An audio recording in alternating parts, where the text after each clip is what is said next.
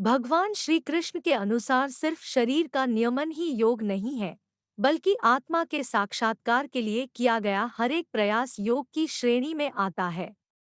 इसी कारण श्री कृष्ण को योगेश्वर कहा जाता है।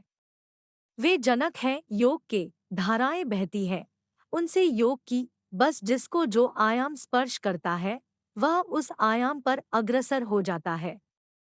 आप जिस योग को योग मानते हैं वह पतंजलि योग है। पतंजलि सबसे बड़े वैज्ञानिक है अंतर्जगत के। उनकी पहुंच एक वैज्ञानिक मन की है। उनके पास वैज्ञानिक मस्तिष्क है, लेकिन उनकी यात्रा भीतरी है।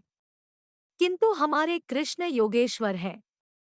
वे दृष्टि देते हैं, स्वतंत्रता देते हैं, प्रेम और करुणा से आपको भरते हैं।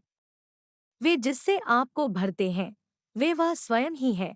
इसीलिए कृष्ण का योग धारा बन जाता है, आपसे आपको मिलता है, और एक दिन केवल वही ही बचते हैं, आप उनमें मिल जाते हैं।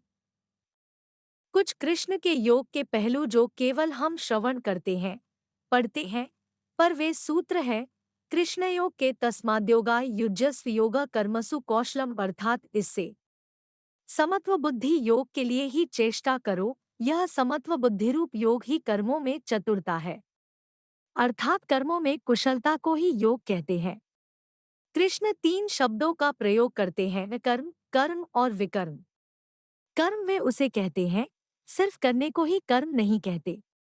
अगर करने को ही कर्म कहें तब तो अकर्म में कोई जा ही नहीं सकता, फिर तो अकर्म हो ही नहीं सकता।